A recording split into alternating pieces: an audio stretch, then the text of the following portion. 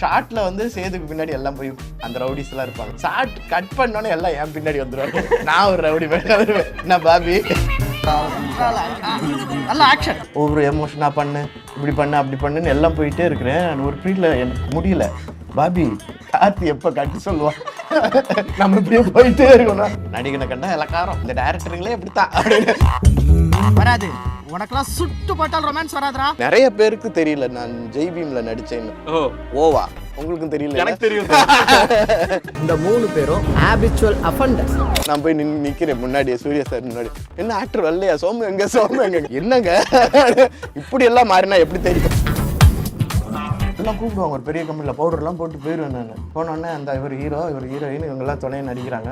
நான் நீங்கள் இவங்களுக்கெல்லாம் ட்ரைனிங் கொடுக்கணும். அடுத்த படத்தில் நான் டாக்டராக நடிப்பேன், நீங்கள்லாம் ஊசி போட்டுக்கிறீங்களா என்கிட்ட அப்படின்னு நான் இவரா மின்னல் முரளி எடுத்தாரு ஒத்து பார்ப்பாங்க. ஏன் சார் அப்புறமா அவர் கூட படம் கூப்பிட்டா தான் போவேன் நான். நான் சூப்பர் வில்லனா, ஒரு நிமிஷம் நம்பவே முடியல. மலையாளம்லாம் படிக்க ஆரம்பிச்சிட்டேன் நான். நம்மட ஆளா இருந்தாங்க, திருச்சி தராம பத்தில அப்படின்னு. அவரு மலையாளி ஆகி எங்களோட ஆளு நாங்க திருப்பி கொடுக்க மாட்டாங்கிறாங்க. மின்னல் முரளி மின்னல் முரளின்னு சொல்றீங்க, போய் ஜோக்கர் பாருங்க அப்படின்னு சொல்லி. இது நாட்டோட வறுமை சத்தம், இது நாட்டோட உரிமை சத்தம். விலங்குதாவும் போராட்டம். அது என்ன விலங்குதாவும் போராட்டம்? நீங்க ஸ்பாட்டுக்கு வாங்க பார்க்கலான்னு அப்படியே போவேன் நான். எல்லாத்துக்கும் கதை சொல்றவங்க எப்போ குறைஞ்சு போவாங்களோ அப்போ வந்து உலகம் வந்து எங்கேயோ போய் உழுக போகுதுன்னு அர்த்தம். இப்போ டைரக்டர் ஆனா என்ன பண்ணுவோம், போய் நல்லா சமையல் கற்றுக்க அப்படின்னு சொல்றேன் நான். மதுரைக்கு போனா என்ன பண்ணுவீங்க, பஸ் ஏறுவீங்கல்ல, அவ்வளோதான் டைரக்ட் பண்ணுங்க.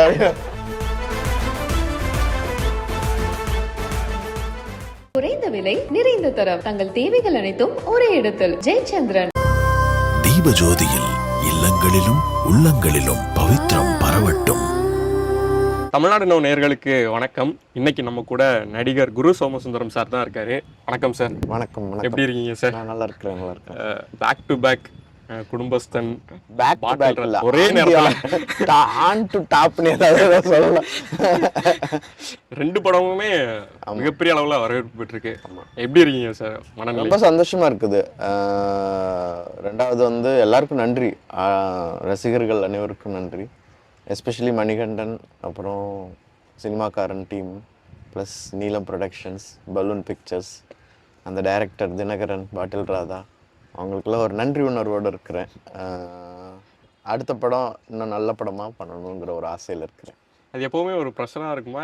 இல்லை ப்ரெஷராலாம் இருக்காது. சம்டைம்ஸ் வந்து இது வரைக்கும் நான் ஒரு 10 இயர்ஸ் ஆயிடுச்சு, 10 இயர்ஸ்க்கு மேலே ஆயிடுச்சு நான் உள்ளே வந்து சினிமாக்குள்ளே வந்து தியேட்டருக்குள்ளே வந்து ஒரு 2002 வந்தேன். 20 இயர்ஸ்க்கு மேலே ஆயிடுச்சு. நிறைய ஃபேன்ஸு, என்னை பிடிச்சவங்க, படத்தை பார்க்குறணும், நடிப்பு பிடிச்சவங்க வந்து நீங்கள் இன்னும் கொஞ்சம் பெரிய பெரிய கேரக்டர் பண்ணுங்க அப்படின்னு சொல்கிறாங்க. ஸோ அதை மதிக்கணும். Okay sir. சார் உங்களுக்கான கேள்விகளை வந்து நாங்கள் மீமாவே ரெடி பண்ணி வச்சுருக்கோம் சார். ஓகே. நீங்கள் அதை பார்த்து உங்களோட இதை சொன்னால் நல்லாயிருக்கும் சார். ஃபஸ்ட்டு யாரா அந்த ஆமாம், இது வந்து ஏதோ பாஸ்போர்ட்டுக்காக நான் எடுத்தது. I think the first passport ஒரு தடவை 91, 92 எடுத்திருக்கேன்னு நினைக்கிறேன்.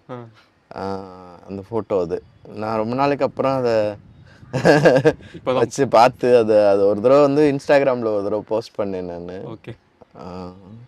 உங்கள் சைல்ட்ஹுட் பற்றி சொல்லுங்கள் சார். நீங்கள் சைல்ட்ஹுட் ரொம்ப நல்ல சைல்ட்ஹுட். கொஞ்சம் எல்லாருக்கும் இருக்கிற பிரச்சனைகள் இருந்தது. நான் மதுரையில் பிறந்து வளர்ந்தேன். ஸோ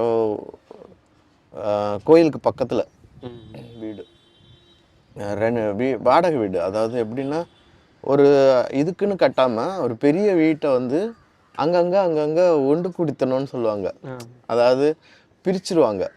பழைய பாலச்சந்தர் சார் அந்த மாதிரி. இப்போ ஒரு இதை வந்து அது பழைய வீடுன்னு வச்சுக்கோங்களேன். அந்த முத்தம்லாம் இருக்கிறது, பெரிய ஊஞ்சல் செட்டப்போடு இருக்கிறது, அதெல்லாம் 2 அப்படியே செவருலாம் வைக்காமல் சின்ன சின்ன போர்டில் வச்சு ஸ்டாண்ட் இருக்கும்ல, அந்த மாதிரி பழைய அது மாதிரி பிரித்து இருக்கிற வீடுகள்.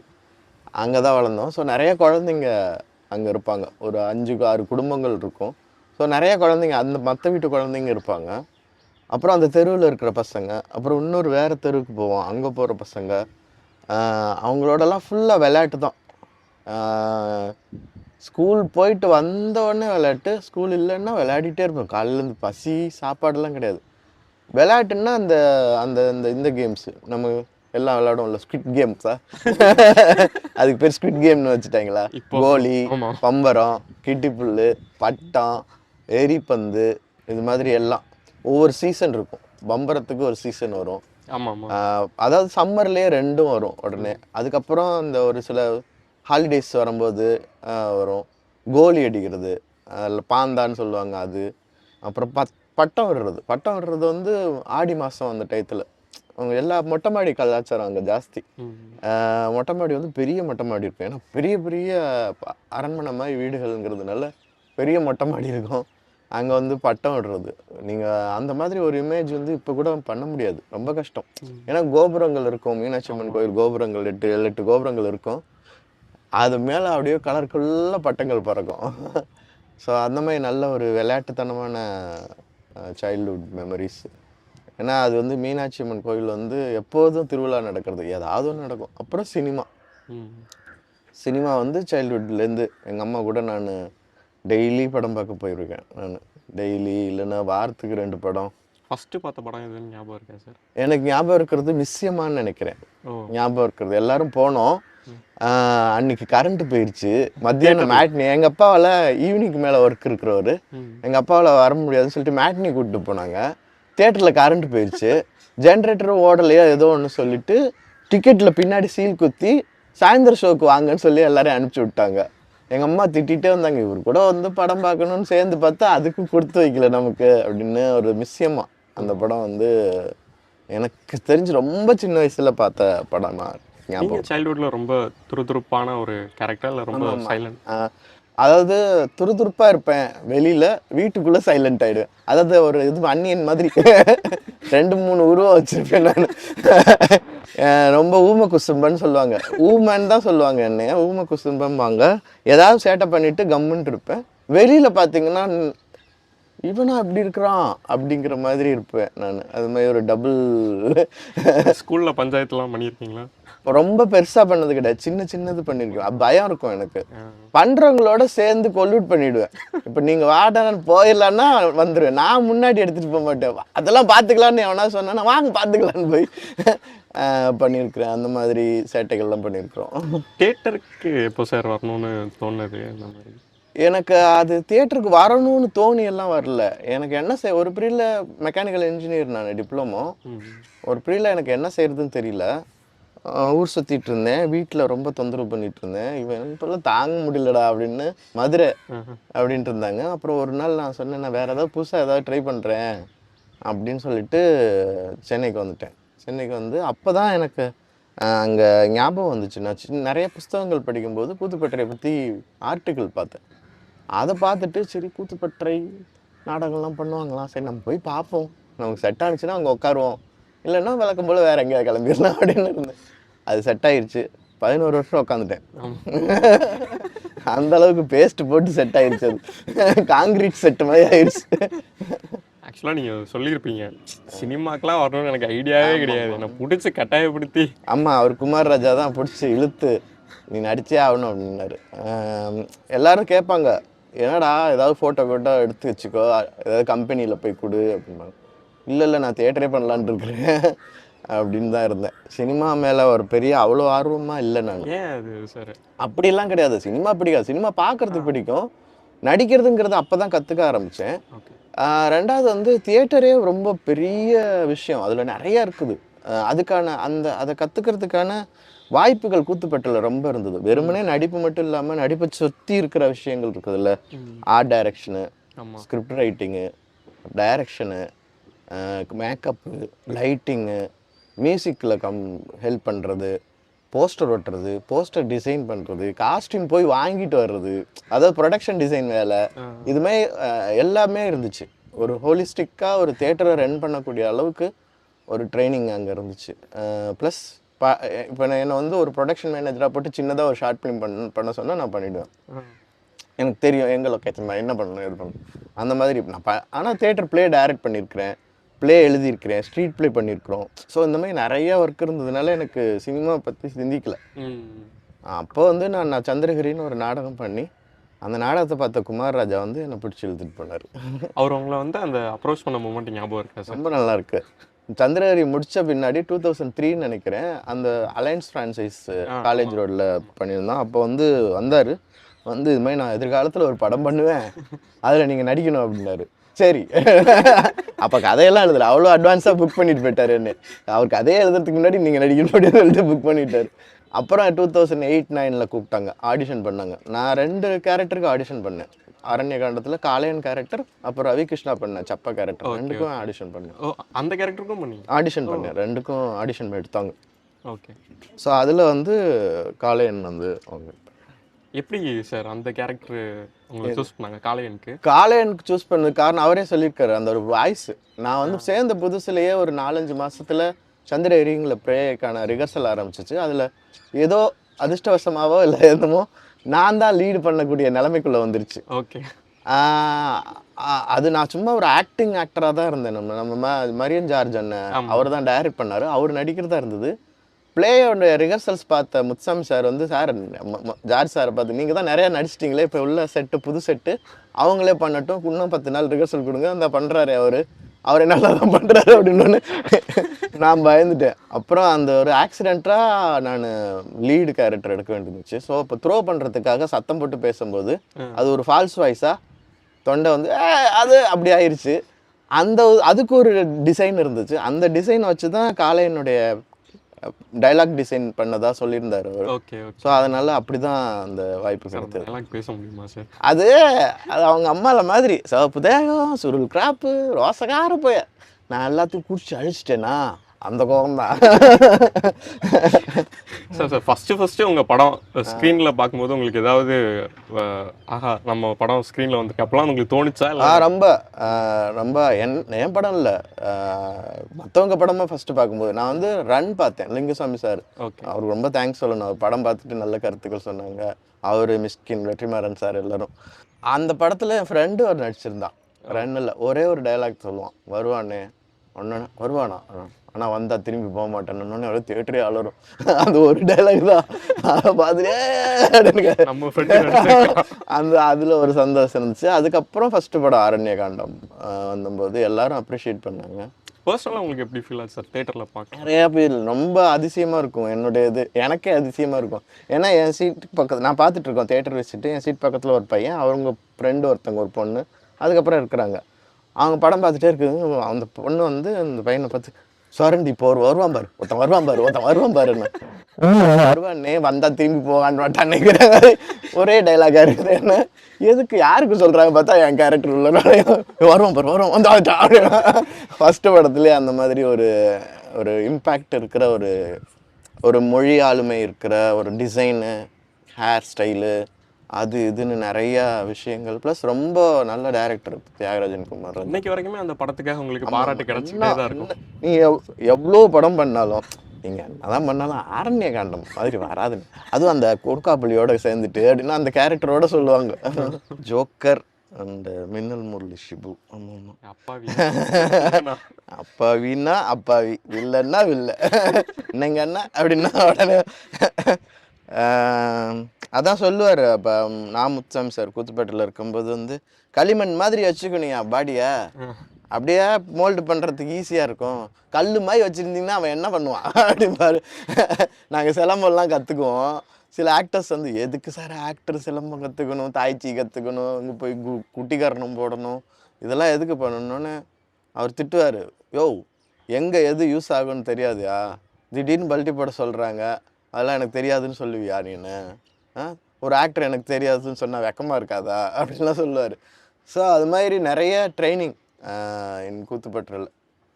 ஸோ ஜோக்கரை பொறுத்த வரைக்கும் அவன் ரொம்ப பெரிய வல்னரபிள் இன்னோசென்ட்டு. ஆமாம், ரொம்ப வல்னரபிள் இன்னோசென்ட்டு. அவங்கெல்லாம் எரிமலை மாதிரி, மூடி இருக்கிற எரிமலை மாதிரி லைட்டாக விட்டா டொம்முன்னு அடிச்சிடுவாங்க.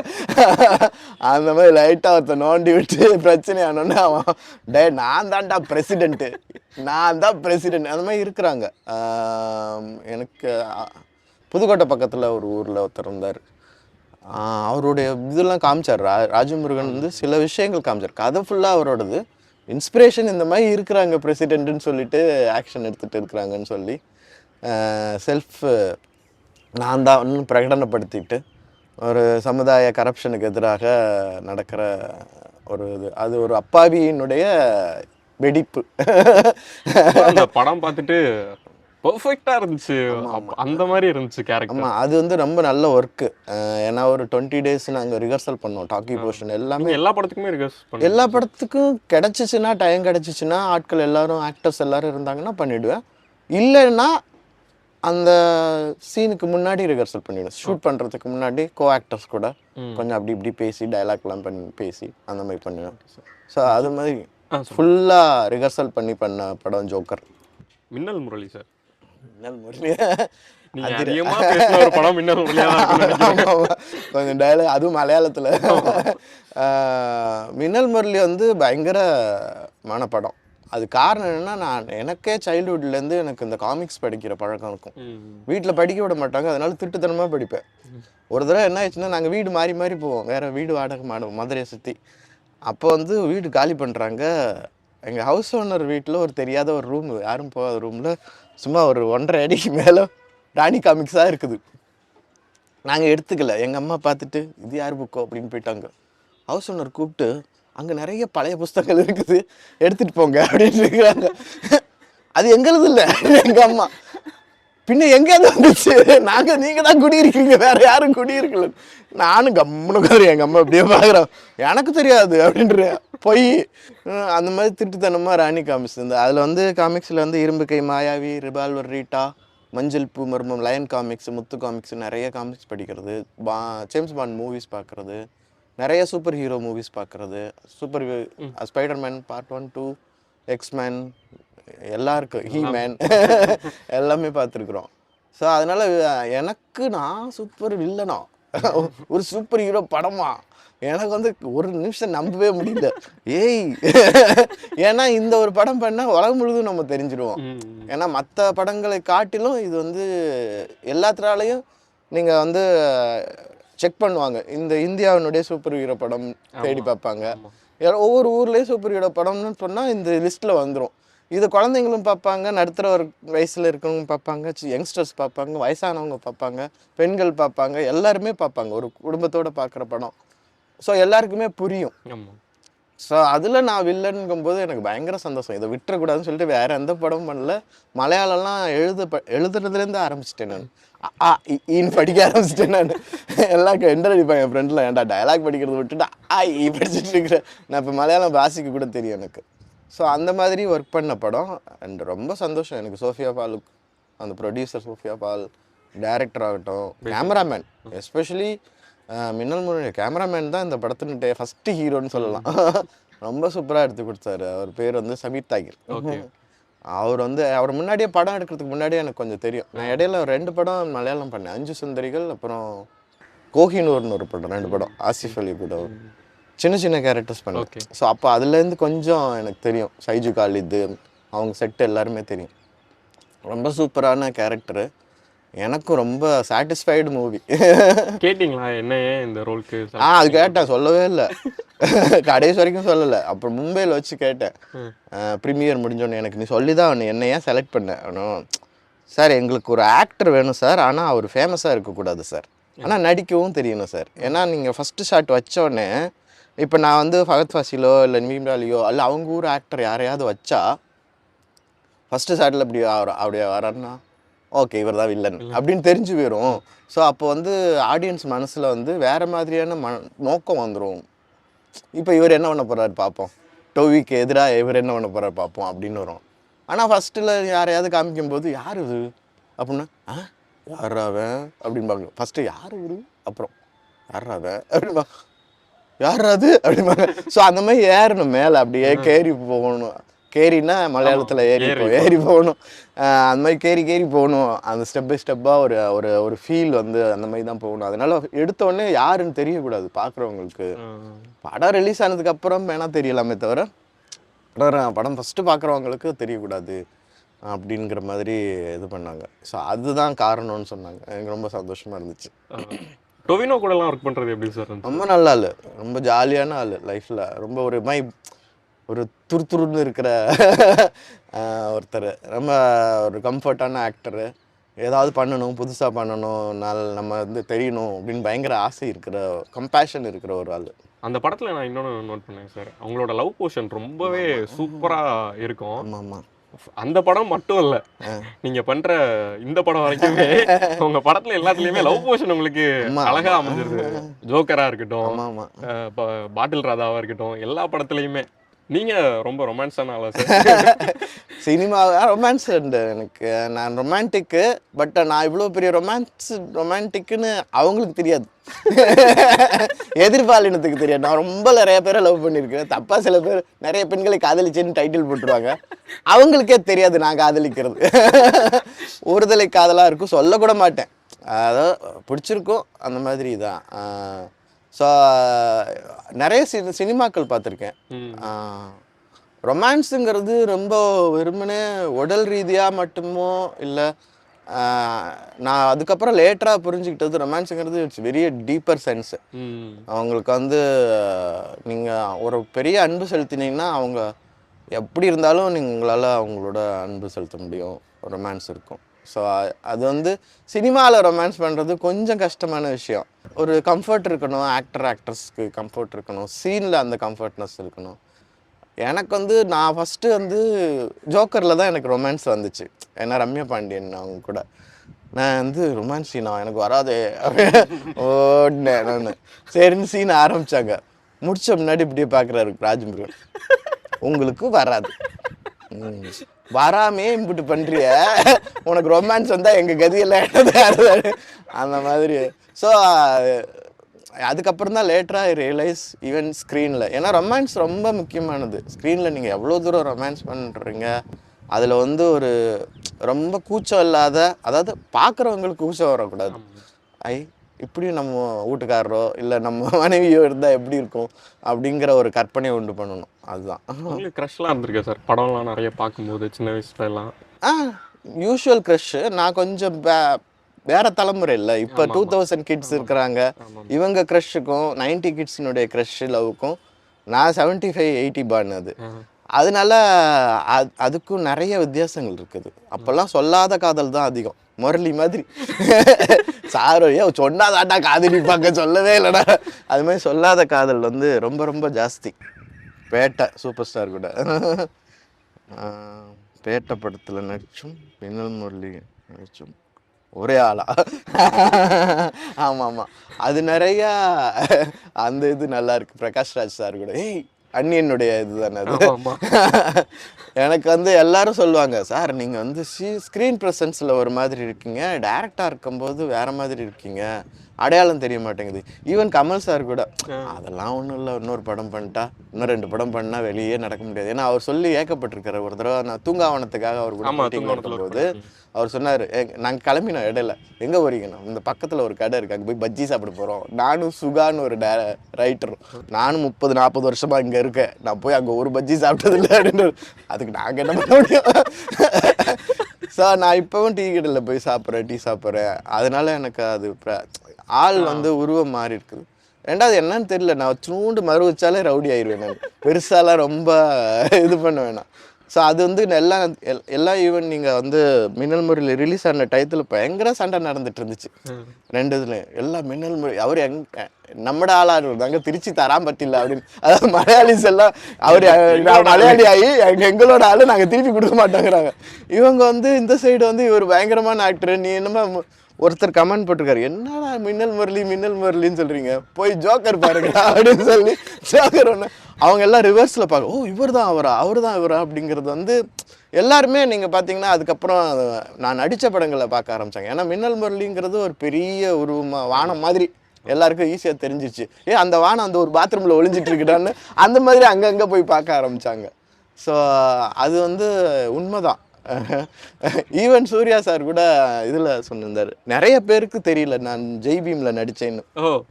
ஓவா உங்களுக்கும் தெரியல? எனக்கு தெரியும். இல்ல நிறைய பேருக்கு தெரியவே இல்லை, என் ஃப்ரெண்டுக்கே தெரியல. பாம்பேல ஒரு ஃப்ரெண்டு பேசிட்டே இருக்கும்போது அவர் சொல்றாரு, ஜெய்பீம் பார்த்தியா, செம்ம படம் இல்லை? ஆமாம்மா நானும் அதில் நடிப்பேன். நீ நடிச்சியா அப்படின்னு. ஆமாம். பொய் சொல்லாத அப்படின்னு நடிச்சிருக்கேன். அப்புறம் ட்ரெய்லர்லாம் எடுத்து அவங்க கண்ணு முன்னாடி பார்க்குறாங்க. ஆமாம். நான் போய் சூர்யா சார் சொல்கிறாரு இவர் அடையாளமே தெரிய மாட்டேங்குது எல்லாருக்கும். அதெல்லாம் தெரியும் அவனு.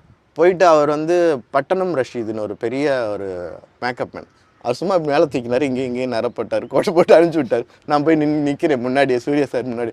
என்ன ஆக்டர் வரலையா? சோமு எங்கே சார்? நான் தான் இருக்கணும். என்னங்க இப்படி எல்லாம் மாறினா எப்படி தெரியும்?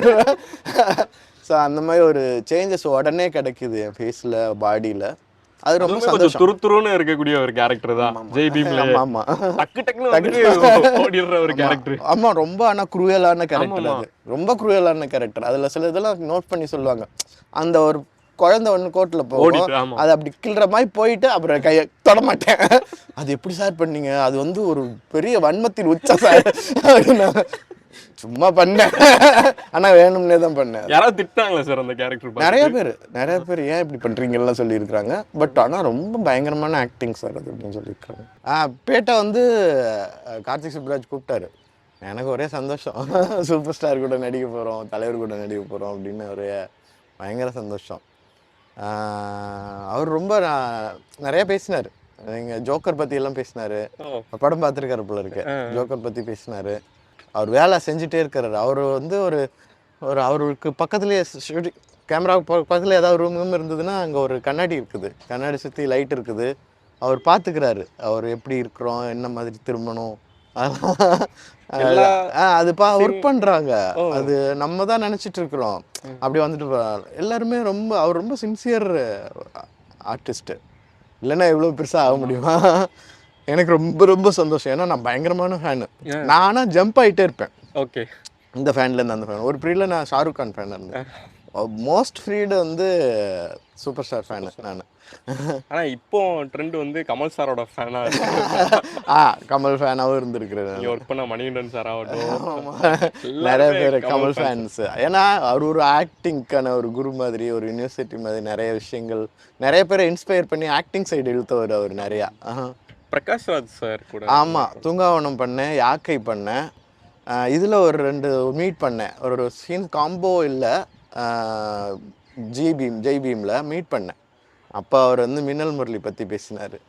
ஏன்னா ஜெய் பீம் டயத்தில் மின்னல் முரளி ஷூட்டிங் நடந்துச்சுன்னு நினைக்கிறேன். அப்போ வந்து நிறையா சொன்னார், this boy has the fire அப்படின்னாரு. ஏதோ அந்த மாதிரி ஏதோ சொன்னார். எனக்கு ரொம்ப இன்ஸ்பைரிங் ஆக்டர். ஏன்னா ரகுவரனுக்கு அப்புறம் வந்து தெலுங்கு ஃபீல்டுலேயும் சரி எல்லா ஃபீல்டுலேயும் இவர் இல்லைன்னா நான் எப்படி ஒரு கேரக்டர் எழுதுறது அப்படிங்கிற நிலைமைக்கு கொண்டு வந்தவர் அவர். ரொம்ப நல்ல ஆள். இன்னைக்கு ஒரு கியூரியாசிட்டிக்காக கேட்குறேன் சார். இன்னைக்கு நிறைய பேர் யங்ஸ்டர்ஸாக இருக்கட்டும், ஃபீல்டில் கொஞ்சம் இதாக இருக்கட்டும், ஆக்டிங் அப்படின்னா குரு சோமசுந்தரம் சார் அப்படின்ற மாதிரி சொல்லுவாங்க. ஆமாம். உங்களுக்கு ஆக்டிங் அப்படின்னா நீங்கள் பார்த்து வியந்த ஆட்கள் இருப்பாங்கல்ல, யார்?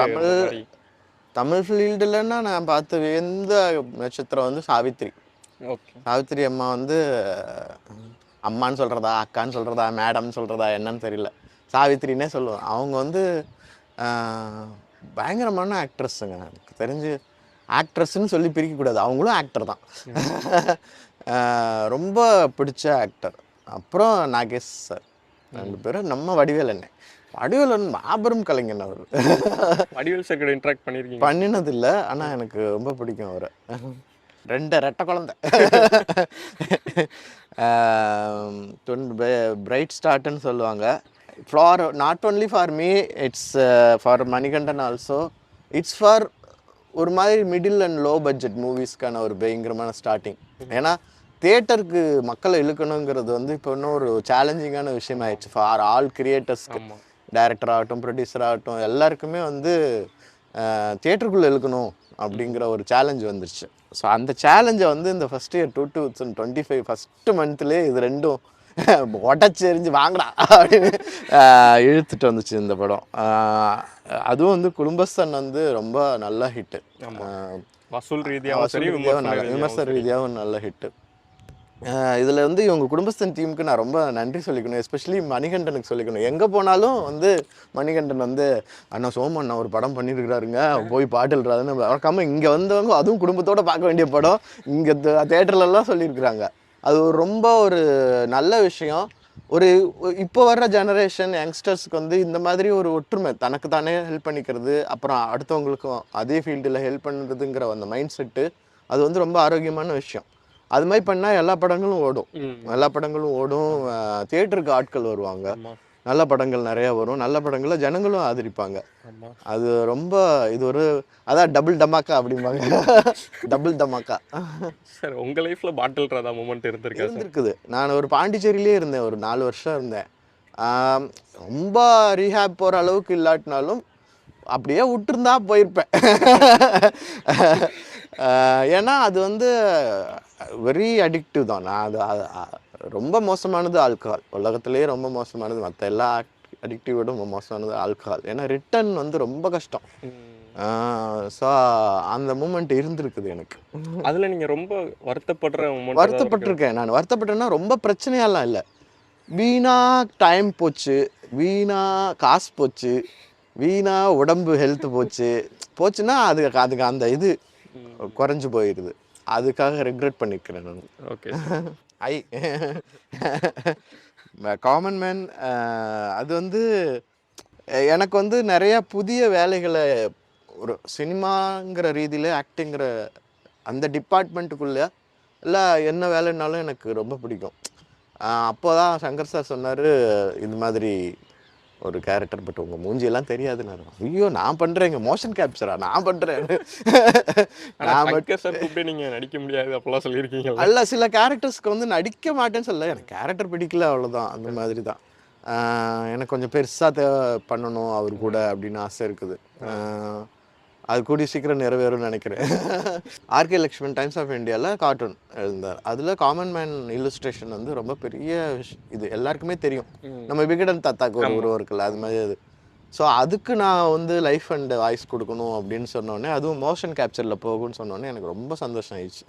அந்த ஒர்க்கை வந்து எனக்கு இது ஒரு ட்ரைனிங் மாதிரி. ஏன்னா அதுக்குன்னு ஒரு கேலிபர் பண்ணுவாங்க. எல்லா மற்ற ஆக்டர்ஸ்லாம் நார்மலாக அவங்கள மாதிரி இருப்பாங்க. நான் மட்டும் ஒரு ஸ்விம் சூட் மாதிரி ஃபுல்லாக போட்டிருப்பேன். போட்டு ஃபுல் செட்டில் 400 பேர் இருப்பாங்க. நான் மட்டும் யாராவே அப்படிங்கிற இருக்கும். ஸோ அது வந்து எனக்கு ரொம்ப பிடிச்சிருந்துச்சு. ரொம்ப ஒரு டெக்னிக்கலாக ஒரு இப்போ ஃபியூச்சரிஸ்டிக் சினிமா வந்து எப்படி வேணால் ஆகலாம். இப்போ ஒரு கார்ட்டூன், இப்போ அவதாரெலாம் அந்த மாதிரி தான் எடுத்தாங்க. நம்ம இதில் கோச்சடையான் அப்படி தான் எடுத்தாங்க. ஸோ நான் டெக்னிக்கலி ஒரு அட்வான்ஸ்டு நாலேஜ் இருக்கிற ஒரு ஆக்டர் ஆகிடுறேன். ஸோ இந்த மாதிரி படம் எடுக்கணும்னா என்னை கூப்பிடலாம். அஸ் அ காமன் மேனாக நீங்கள் எப்படி சார்? அஸ் எ காமன் மேனாக நான் வந்து முடிஞ்ச வரைக்கும் கம்மியாக செலவு பண்ணணும். நிறையா ஒரு செலவு இழுத்துக்கிறது, ஆடம்பர செலவு பண்ணாமல் இருக்கிறது, இஎம்ஐயில் எதுவும் வாங்காமல் இருக்கிறது, கடன் வாங்காமல் இருக்கிறது, அந்த மாதிரி குடிக்காமல் இருக்கிறது, இதெல்லாம் பேசிக் பிரின்சிபல். தேவையில்லாத செலவுகள் அப்படிங்கிறது. குழந்தைங்களுக்கு நல்ல பாதுகாப்பும் வசதியும் கொடுக்கணும் அப்படிங்கிற ஆசை இருக்கிறோம். சொசைட்டிக்கு சார்? சொசைட்டி நம்ம குடும்பத்தை நல்லபடியாக நல்லா பார்த்துட்டோம்னா எல்லா குடும்பம் நல்லா இருக்குங்க. நம்ம போய் எத்தனைச்சு சொசைட்டிக்குன்னு பார்க்கணும். குப்பை போட வேணாம், குப்பையை ரொம்ப கம்மி பண்ணணும், நீர்நிலைகளில் குப்பை போடக்கூடாது. ஏன்னா வாட்டர் மேனேஜ்மெண்ட் ரொம்ப முக்கியமானது. ஸோ அதுதான்.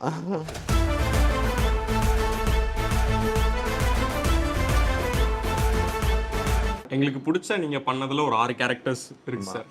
இதில் 2 கேரக்டர் நீங்கள் சூஸ் பண்ணணும். இந்த 2 கேரக்டர் வந்து delete பண்ணணும். 2 கேரக்டர் சூஸ் பண்ணணும், 2 கேரக்டர் delete பண்ணணுமா? அளவில் வேணால் சொல்லலாம்.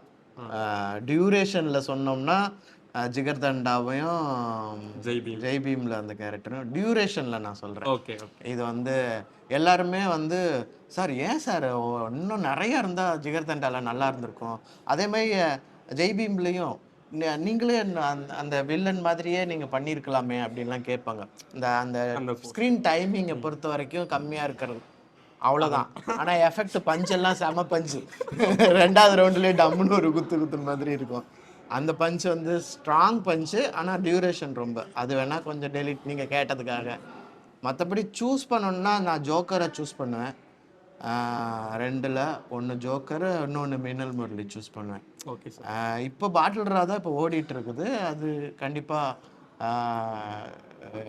எல்லாருக்கும் அதை பற்றின விவரம் தெரியும். நல்லா சக்ஸஸ்ஃபுல்லாக ஓடிட்டு இருக்குது. ஏன்னா மின்னல் Murali it's very rare event for one actor.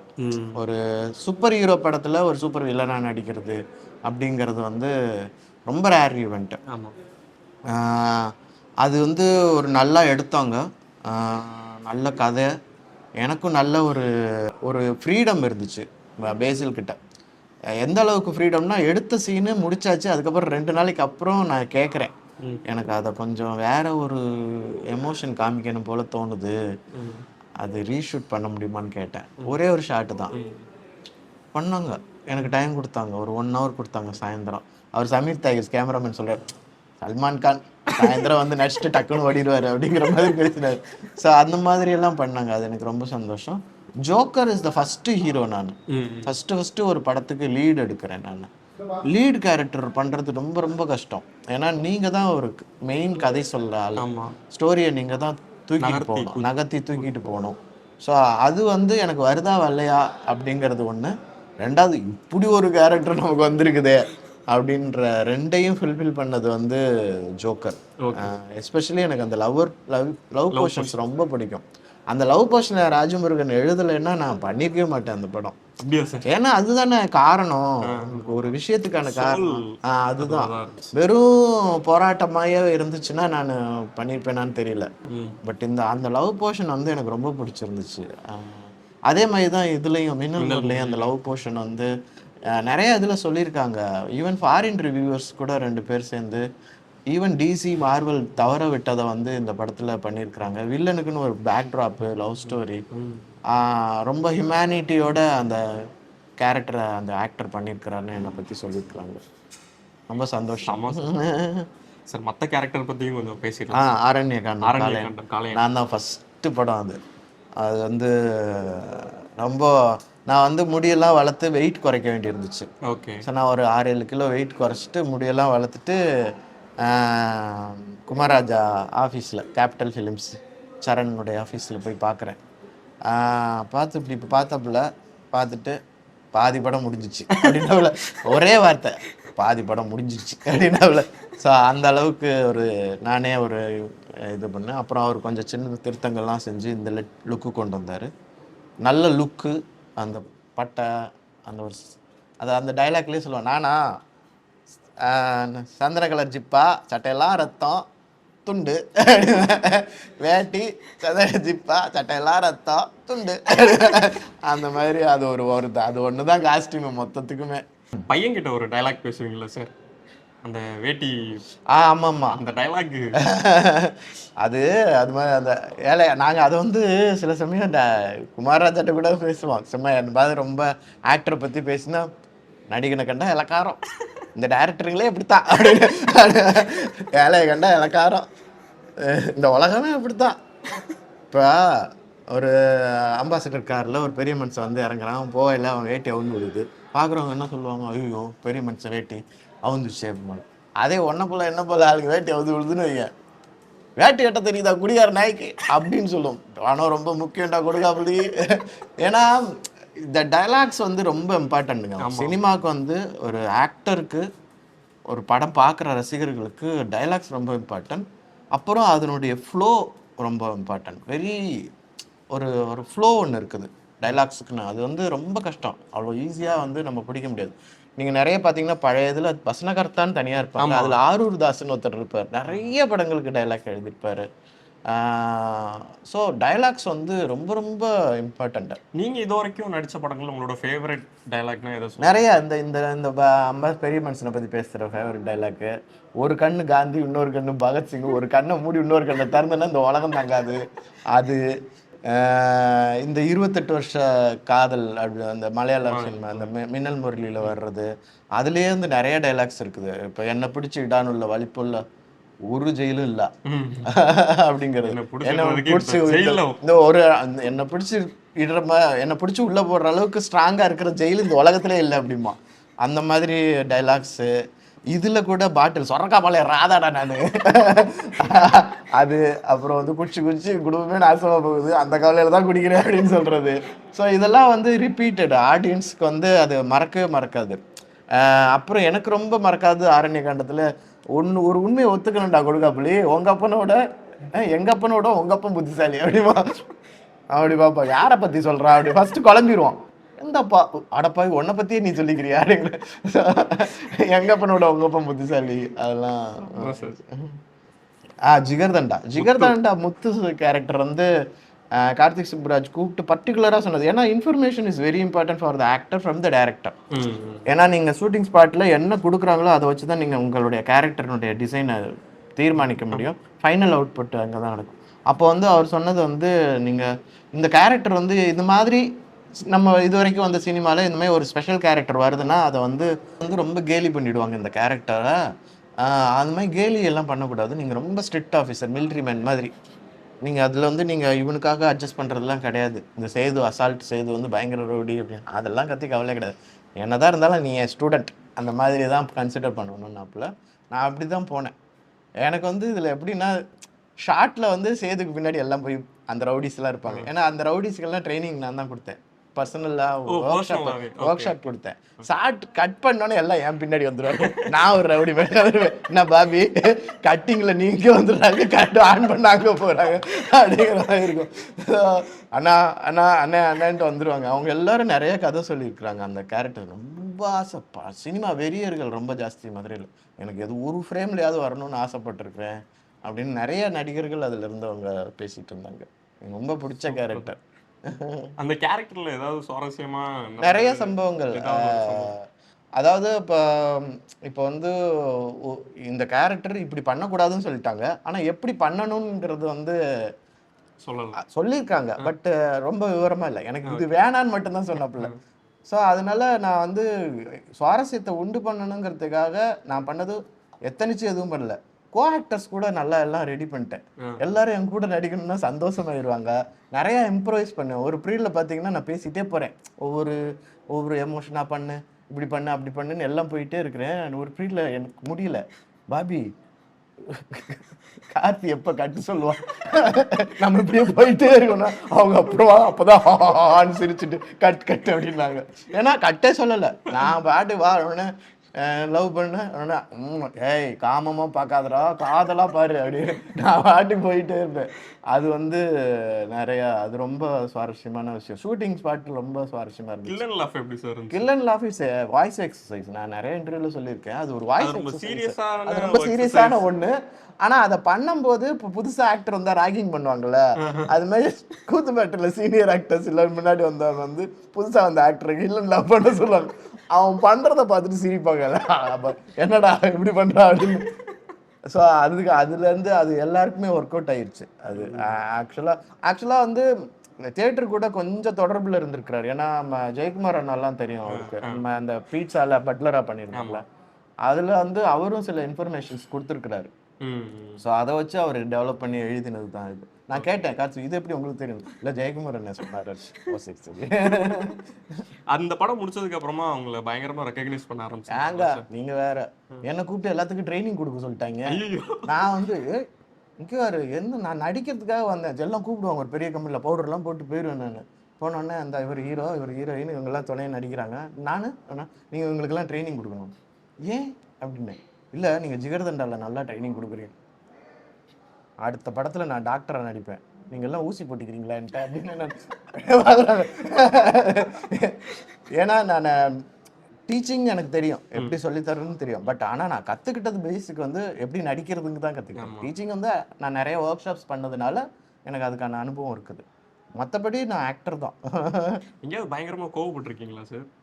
நிறைய இடங்களில் கோவப்பட்டிருக்கேன். ஆனால் என்னுடைய கோபத்தினுடைய வெளிப்பாடு வேற மாதிரி இருக்கும். சில சமயம் சில இடங்கள்ல சினிமா செட்டில் வந்து சில பேர் வந்து யாரையாவது கண்டபடி பயங்கரமாக திட்டுவாங்க, கோவமாக பேசுவாங்க. எனக்கு அது பிடிக்காது. என்ன திட்டுறீங்க நம்மளும் கோவமாக பேசுனா அது அவங்களுக்கு பிடிக்காது. அதனால நான் என்ன பண்ணேன்னா, ஒருத்தர் பயங்கரமாக க்ரெயினில் உட்காந்து எவனையும் திட்டிட்டு இருந்தாரு. நான் இப்படி போய் நின்றுட்டு நல்லா திட்டுறீங்களே அப்படின்னு நான் சூப்பராக திட்டுறீங்களே அவருடைய பார்த்து சிரிக்க ஆரம்பிச்சாரு. எல்லாரும் சிரிச்சுட்டாங்க. அப்புறம் அவருக்கு பிடிச்ச பாட்டு தமிழ், அவர் வேற மொழியில் பண்ணும்போது அவர் தமிழ் ஆள் கேமராமேனு. நான் அவருக்கு பிடிச்ச பாட்டு அவர் ஏதோ இது பண்ணாரு, நான் அந்த பாட்டையே அப்பப்போ பாடுவேன். அவர் கூலாயிடுவார், நம்ம பாட்டு பாடுற மாதிரி அப்படின்னு. அது வந்து அவங்க வேணும்னே திட்டல, ஒரு பழக்கம். சில சமயம் கோவப்படுறதுங்கிறது. ஸோ அந்த மாதிரி தான் நான் அந்த என்னுடைய கோபத்தை ரிஃப்ளெக்ட் பண்ணுறது. ஜோக்கர் சார், ஜோக்கர் நீங்கள் கேட்க வேணாம். நாங்கள் திருப்பூரில் சாரி தருமபுரியில் இந்த போராட்டம் பண்ணுற சீன்ஸு, அதாவது பாம்புக்குள்ளே இறங்கிக்கிருவேன். அப்புறம் நடு ரோட்டில் குண்டும் குழியுமா இருக்குன்னு சொல்லிட்டு குழந்தைமையை தவறுறது, விலங்கு தாவும் போராட்டம், போலீஸ்காரங்களுக்கு சங்கம் அமைக்க சொல்லி விலங்கு தாவும் போராட்டம். அது என்ன விலங்கு தாவும் போராட்டம், நீங்கள் ஸ்பாட்டுக்கு வாங்க பார்க்கலான்னு அப்படியே போவேன் நான். ஒரு தடவை இந்த மாதிரி நடு ரோட்டில் குண்டுங்குடிமா உள்ள ரோட்டில் அப்படியே தவழ்ந்து வருவேன். இது மாதிரி இப்படி இருக்குது என்னன்னு ஒருத்தர் பார்த்துட்டு நிஜமா போராட்டம் நடக்குதுன்னு நினச்சிட்டாங்க அந்த ஊரில். ஏதோ இப்படிலாம் பண்ணாதான் இதெல்லாம் சரியாகும் அப்படிமா. ரிவர்ஸில் நடக்கும் போராட்டம். நாங்கள் ஸ்ட்ரீட் ப்ளே பண்ணிடலாம், நிறைய பழக்கம் இருக்குதா, நான் செட் பண்ணிடுவேன். அவங்க எல்லாம் கேமராலாம் மேலே ரொம்ப தூரத்துக்கு போயிடும், பக்கத்தில் போயிடும். சார் இப்போ ஓகே வாங்க வாங்க வாங்க வாங்கன்னு நான் ஓட்டு கடை ரிவர்ஸில் நடக்க எல்லாரும் நிஜமாலுமே இவர் போராடுறாரு போல இருக்கு அப்படின்னு இன்வால்வ் ஆகிட்டாங்க. ஸோ ஊரில் இருக்கிறவங்களாம் ஏதோ பிரச்சனை நடக்குது அப்படின்னா அப்புறம் சில பேர் தான் ஷூட்டிங்கா. ஸோ அந்த மாதிரி ரொம்ப இன்ட்ரெஸ்டிங் இது. ரெண்டாவது வந்து ராஜமுருகன் ஒன் ஆஃப் த அவர் ஜேர்னலிஸ்டாக இருந்தவர். அவருடைய வட்டி முதலாம் பயங்கரமான ரீச். யங்ஸ்டர்ஸ் மத்தியில் வந்து எல்லாரும் அதெல்லாம் படிச்சுட்டு அழுதுருக்கேன் அப்படின்லாம் சொல்லுவாங்க. ஸோ அவர் நல்ல ஒரு கதை சொல்லி அவரோட இன்னொரு படம் இப்போ வந்திருக்குதுல்ல, டீசர் மயிலாடு சசிகுமார் சார், அப்புறம் கன்னடா சைத்ரான்னு ஒரு ஆக்ட்ரஸ். நான் அதில் ஒரு முக்கியமான கேரக்டர் பண்ணுறேன். ஆமாம், செமையாக இருக்கும், லுக் எல்லாம் பயங்கரமாக இருக்கும். அவர் பார்த்துட்டு இது ஜெய்பீம் வக்கீல். அதாவது ஒரு ஒரு ஒரு மாதிரி இருப்பாங்க, அது அவங்களுக்குன்னு நியாயம்னு படம். சில பேர் வந்து டிஃபென்ஸ் லாயர்ஸ் இருப்பாங்கல்ல, ரொம்ப மோசமான குற்றவாளிகளுக்கெல்லாம் அவங்க வந்து இறங்குவாங்க. ஏன்னா அவன் ரொம்ப அக்யூஸ்டுன்னு நல்லா தெரியும், இருந்தாலும் டிஃபென்ஸ் பண்ணி இறங்குவாங்க. அந்த மாதிரி ஒரு கேரக்டர். ஸோ ஆக்சுவலாக அந்த கேரக்டரில் ஒரு விஷயம் சார், நான் படம் பார்க்கும்போது ரொம்ப இரிட்டேட்டிங்கான ஒரு கேரக்டர் வந்து உங்களை பார்த்தோன்னே நீங்க நடந்து வரதா இருக்கட்டும், நீங்க பேசுறதா இருக்கட்டும், சின்ன சின்ன இதுல கூட ரொம்ப இரிட்டேட்டிங்கா. அவங்க வந்து ஒரு 2 படித்தான ஆட்களா இருப்பாங்க. அவங்களுக்கு வந்து சாதாரணமா அழுக்கான ஆட்கள் அவங்கெல்லாம் ஆகவே ஆகாது. கொஞ்சம் தள்ளி நில்லுப்பா அப்படின்னு சொல்ற ஆட்கள். ஆனா அவங்க வந்து ஒரு எலைட்டு கும்பலுக்குள்ள போனோன்னா அவங்க ரொம்ப பணிவா அப்படியே ரொம்ப தத்துவங்கள்லாம் பேசுவாங்க. இது வந்து நான் யாரையும் கமெண்ட் பண்ணல, கேரக்டர் இதுக்காக நான் சொல்றேன். ஸோ தட் இஸ் அதை நான் காமிக்கணும்னு ஆசைப்பட்டேன். ஸோ அதனால அது அந்த எஃபெக்ட் வந்துச்சு. அது மின்னல் முரளி அதான் முதல்ல சொன்ன மாதிரி தான். இது வெரி ரேர் ஈவெண்ட். ஒரு தியேட்டர் ட்ரைனிங்லேருந்து வந்த ஆட்களுக்கு இந்த மாதிரி ஒரு பெரிய கேரக்டர் கிடைக்குது, ரொம்ப ரொம்ப ரேர் ஈவெண்ட் அது. அதுக்கப்புறம் அந்த கேரக்டர் வந்து it's related to the super hero subject, super villain, super hero, comics. So அதனால எல்லாரும் பார்ப்பாங்க. நான் நிறைய வீடியோஸ் பார்த்துருக்கேன், கொரியனில் டப் பண்ணியிருந்தாங்க. ஏன்னா நெட்ஃப்ளிக்ஸில் ரிலீஸ் ஆனதுனால, தேங்க்ஸ் டு நெட்ஃப்ளிக்ஸு, அது வந்து கிட்டத்தட்ட ஒரு 90 கண்ட்ரீஸில் ஒரே நாளில் ரிலீஸ் ஆனிச்சு. அப்புறம் ஒரு 60 லாங்குவேஜஸில் டப் பண்ணாங்க, போர்ச்சுகீஸில் தான் டப் பண்ணாங்க. எங்கள் தியேட்டர் ஃப்ரெண்டு வந்து சான் பவுலாவில் இருந்தாங்க, நாங்கள் தியேட்டர் ரீதியாக ஃப்ரெண்ட்ஸ் ஆனோம். அவங்க கால் பண்ணி அவன் படம் பார்த்தோம், சூப்பராக இருந்துச்சு, ஆனால் நீ போர்ச்சுகீஸ் பேசுறது ரொம்ப காமெடியாக இருந்துச்சு அப்படின்னு. ஏன்னா அவங்க என்னை பார்த்துருக்கிறதுனால. ஆனால் நல்லா இருந்துச்சுன்னு சொன்னாங்க. கொரியாலெல்லாம் டப் ஆகிருக்கு, அதில் குழந்தைங்கலாம் பார்த்து சிரிச்சுன்னு இருக்குது. இது வந்து ஒரு சாதாரண குடும்ப படத்துக்கு வந்து அப்படியே டப் பண்ணாலும் அவங்களுக்கு புரியாது, கல்ச்சரல் ரீதியாக மாற்றம் வரும்ல. ஸோ அது வகையில் இது வந்து பயங்கர ரீச். இன்டர்நேஷ்னல் லெவலில் என்ன தெரிய ஆரம்பிச்சது வந்து மின்னல் முரளி. கேரளாவில் எந்த அளவுக்கு மக்கள் உங்களை நிறைய பேர், எனக்கு நிறைய ஃபேன்ஸு, எஸ்பெஷலி குழந்தைங்க பயங்கர ஃபேன்ஸு. பட் ஆனால் ஆக்டர் நீங்கள் எப்படி பார்க்குறாங்களோ, ஒரு கிரியேட்டர், ஒரு ஆக்டர், அந்த மாதிரி ஒரு நல்ல ஆக்டர், ஒரு படம்னா ஆக்டிங் பயங்கரமாக இருக்கும், ஒரு இன்ஸ்பயர்டு ஆக்டர், அந்த மாதிரி தான் அங்கேயும். ஆனால் குழந்தைங்களுக்கு ரொம்ப பிடிக்கும். இன்னொரு கேள்வி கேட்கணும்னு நினச்சேன் சார், நீங்கள் தமிழில் பண்ணுற படங்கள்லாம் பார்க்கும்போது ரொம்ப சப்ஜெக்டிவான, ரொம்ப கருத்து சொல்கிறேன்னு சொல்ல வரல, ரொம்ப ரேரான ஸ்கிரிப்ட் உள்ள படங்களாக இருக்குது. ஆனால் மலையாளத்தில் வந்து ரொம்ப கமர்ஷியலாக நீங்கள் வந்துச்சு, கேரக்டர்ஸ் வந்துச்சு. நான் வந்து மலையாளத்தில் வந்து I started to explore characters, not only எனக்கு இப்படின்னு தான் இல்லை, நிறைய கேரக்டர்ஸ் எக்ஸ்ப்ளோர் பண்ணலாம் அப்படின்னு சொல்லிட்டு நான் I started doing lot of characters. Okay sir. Radhamani வந்து நம்ம எல்லாரும் பார்க்குற கேரக்டர்ஸ் தான். இதில் நான் இந்த படம் பண்ணதுக்கு முன்னாடி வேறு மாதிரி கண்ணோட்டம் அபவுட் ஒரு மாதிரி ஆல்கஹாலிஸ்ட் மேலே, படம் பண்ணதுக்கப்புறம் வேறு மாதிரி ஒரு கண்ணோட்டம் இருக்குது. நம்ம வந்து நெக்லெக்ஷன் தான் ரொம்ப பெரிய தப்பான விஷயம். அதாவது இப்போ நீங்கள் ஒரு தப்பு பண்ணுறீங்கன்னா, ஏன்டா பண்ண, ஏன் இப்படி பண்ணன்னு கேட்குறது ஒன்று, அதுக்காக வேறு ஏதாவது பண்ணுறது ஒன்று, பேசுறது, இது பண்ணுறதுன்னு ஒன்று இருக்குது. அதை விட்டுட்டு சுத்தமாக நெக்லெக்ட் பண்ணப்பட்டவங்க வந்து குடிகாரங்க. எவன் திமிரில் குடிச்சிட்டு அவன் பாட்டு விழுந்து கிடப்பான், இவனுக்கு போய் ஹெல்ப் பண்ணணுமா அப்படின்னு. யார் குடிகாரங்க விழுந்து கிடந்தாலும் போய் யாரும் வந்து கவனிக்கிறது இல்லை. பாரு குடிச்சிட்டு கிடக்குது பாரு, இந்த ஆரண்ய காண்டத்தில் சொன்ன மாதிரி குடியார் நாய் வேட்டை கட்ட தெரியுதா அப்படிங்கிற மாதிரி. ஸோ அது மாதிரி ஒரு நெக்லெக்ஷன் வந்து ரொம்ப தப்புன்னு எனக்கு புரிய ஆரம்பிச்சுது ஒரு பீரியடில். இது ரொம்ப இம்பார்ட்டன்ட் கேரக்டர். அதாவது எல்லாருக்கும் சமுதாய பொறுப்பு இருக்குது. இப்போ வந்து இவங்க அதை பார்த்துப்பாங்க, அதை அவங்க பார்த்துப்பாங்கன்னு இல்லாமல் நம்ம என்ன பார்க்குறது, நம்ம பக்கத்தில் இருக்கிறவங்களோட எப்படி இருக்கிறது, ஸோ ஏதாவது பிரச்சனைனா என்ன பண்ணுறது, எல்லாருக்கும் ஒரு வகையான பொறுப்பு இருக்குது. அஸ் அன் ஆக்டர் வந்து எனக்கு வந்து நான் போய் டைரெக்டாக எதுவுமே பண்ண முடியாட்டினாலும் நான் பண்ணுற கேரக்டர்ஸ் வரும்போது ஒரு சில இந்த ஜோக்கர் ஆகட்டும், இந்த இப்போ பாட்டில் ராதா, அதை வந்து நல்லா பண்ணணும், அதை கூடுதல் அக்கறையோடு பண்ணணும். டைரக்டரும் ப்ரொடியூசரும் இந்த கதையும் என்னத்தை சொல்ல விரும்புதோ அதை வந்து கரெக்டாக போய் ஆடியன்ஸை போய் ரீச் பண்ணணும். அது ஒரு இம்பேக்ட்ஃபுல்லான ஒரு விஷயமா இருந்தால் அதுக்காக நம்ம என்னென்ன செய்யணும், அது எல்லாமே நான் இந்த கேரக்டருக்காக பண்ணேன். இதில் ரொம்ப ஹெல்ப் பண்ணது என்னுடைய மேக்கப் மேன் லிபின் ஒருத்தர். ஸோ அதில் தான் அவர் தான் இந்த கண்ணு ரெட்டிஷ். எல்லாரும் கேட்டாங்க, எப்படி சார் கண்ணெல்லாம் ரெட்டாக இருக்குது, 2 ஃபுல் அடிச்சுட்டு போய் நடிச்சிங்க. 2 ஃபுல் அடிச்சுட்டு போய் நடித்தா கேமரா இருக்கும், நான் இங்கிட்ட போய் நடிச்சிட்டு இருப்பேன். ஸோ அது வந்து ஒரு டெக்னிக்கு, அது கதகளி ஆர்டிஸ்ட் யூஸ் பண்ணுறது, அதை நானும் யூஸ் பண்ணினேன். ரொம்ப ரொம்ப வரவேற்பை கொடுத்துருக்குறாங்க அந்த படத்துக்கு.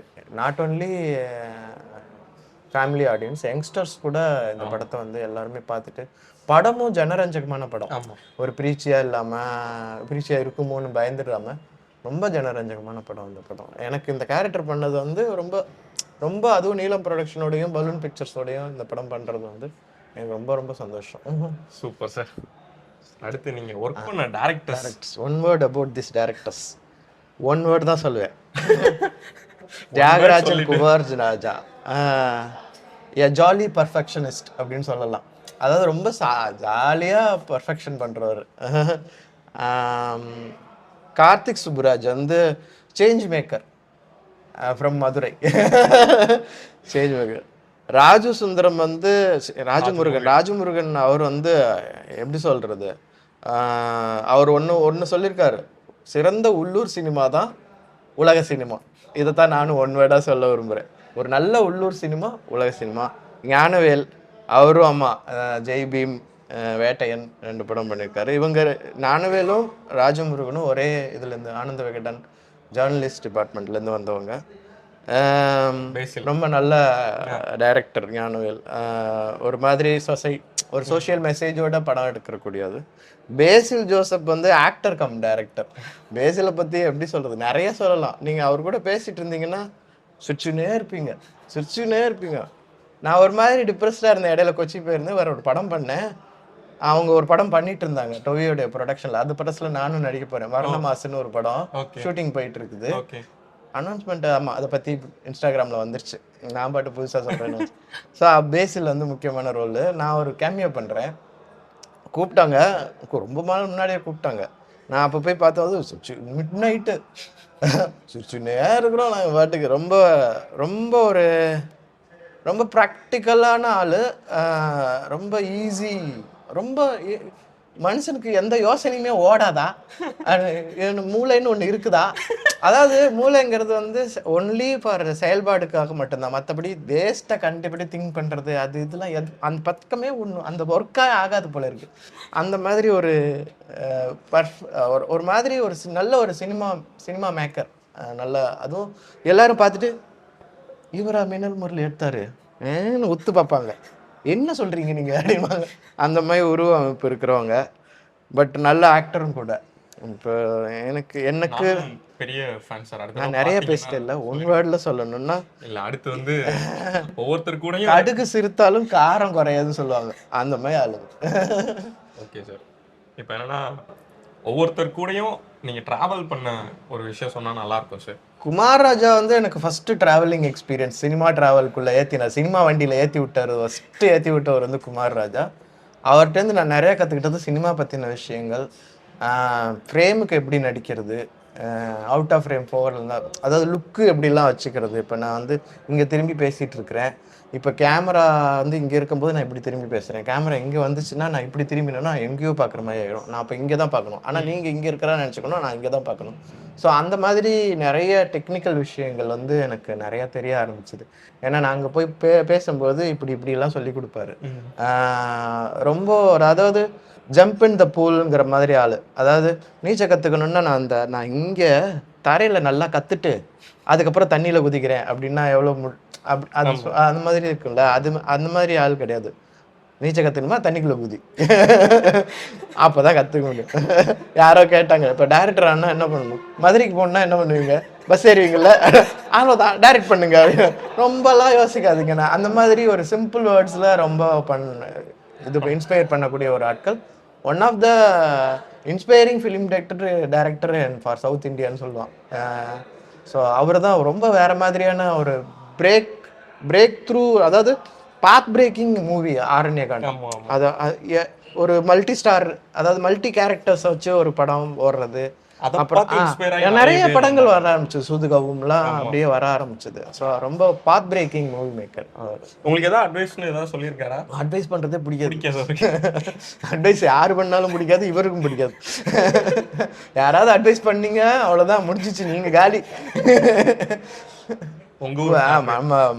மதுரைக்காரர். அதாவது ஒரு நாளைய இயக்குனருங்கிற ஒரு இது ஒரு நிகழ்ச்சி சினிமாவில் பெரிய பாதிப்பை உண்டு பண்ணுச்சு.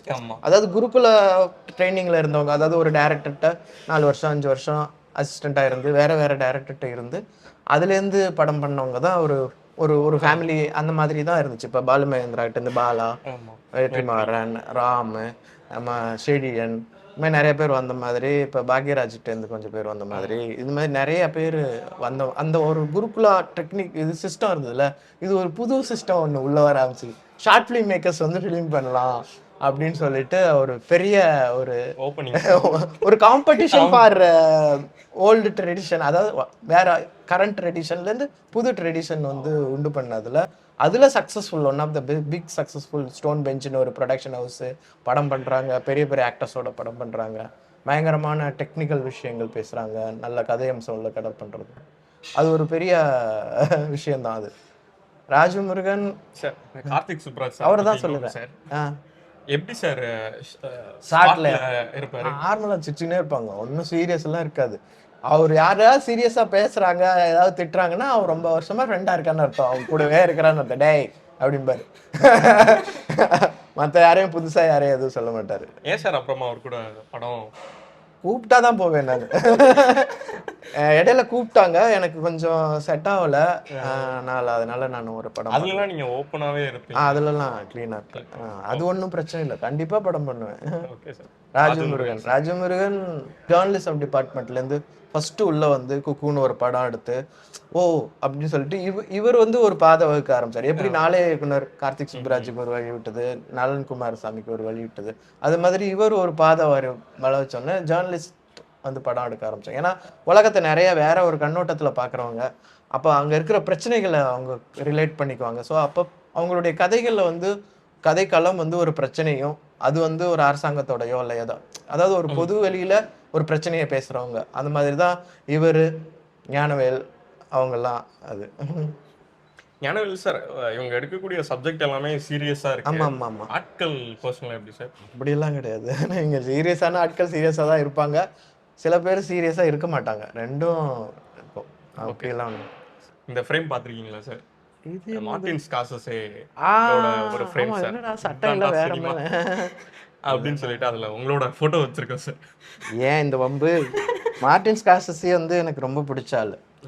ஆக்சுவலாக இது எதுக்குன்னா, நம்ம சினிமாவை பற்றி ஜென்ரலாக அவங்களுக்கு பிடிச்ச படங்கள், பிடிச்ச ஆக்டர்ஸ், இதை பற்றி கொஞ்சம் ஒரு 5 நிமிஷம் பேசலாம் அப்படின்றதுக்காக. அந்த மாதிரி இப்போ சர்க்கஸ் நடக்குதா எங்கேயாவது? முன்னாடி நான் சின்ன வயசில் ஜெமினி சர்க்கஸ்லாம் பார்த்துருக்குறேன். அந்த மாதிரி நிறைய சர்க்கஸ் இப்போ நடக்கிறதுல. நான் சொல்கிறது என்டர்டெயின்மெண்ட் இதில் பண்ணுறேன். இப்போ சர்க்கஸும் ஒரு வகையான என்டர்டெயின்மெண்ட் தான். ஆனால் சர்க்கஸ் இப்போ விழுந்துருச்சு, முந்தைய அளவுக்கு இல்லை, ரொம்ப கம்மி தான், அதுக்கான வரவேற்பு ரொம்ப கம்மி.